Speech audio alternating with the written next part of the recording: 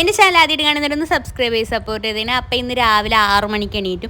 ഇന്നലെയും ഞാൻ രാവിലെ 6 മണിക്കാണ് എഴുന്നേറ്റത്. അപ്പോൾ ഇനി കുറച്ച് ദിവസം രാവിലെ എഴുന്നേറ്റ് ഒന്ന് ശീലിക്കണം എന്നൊക്കെ വിചാരിച്ചിരിക്കുകയാണ്. നടക്കുമെന്ന് അറിയത്തില്ല.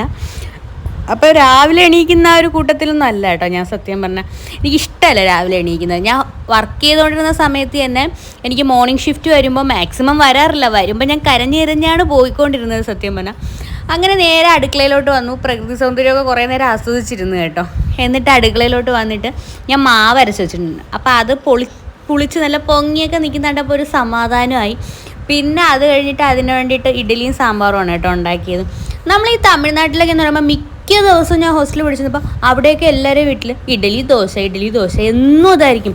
നമ്മളെ ഇവിടെയാണെങ്കിൽ ഓരോ ദിവസം രാവിലെ എണീറ്റ് എന്ത് വെറൈറ്റി ഉണ്ടാക്കാമെന്നും പറഞ്ഞാണ് നമ്മൾ എഴുന്നേൽക്കുന്നത് തന്നെ. പക്ഷെ അവരങ്ങനെയല്ല കേട്ടോ. ഒരാഴ്ചയിൽ ഒരു ദിവസം മൊത്തത്തിലും മാവ് അരച്ചങ്ങ് വെച്ചാൽ പിന്നെ അവർ ഓക്കെയാണ്.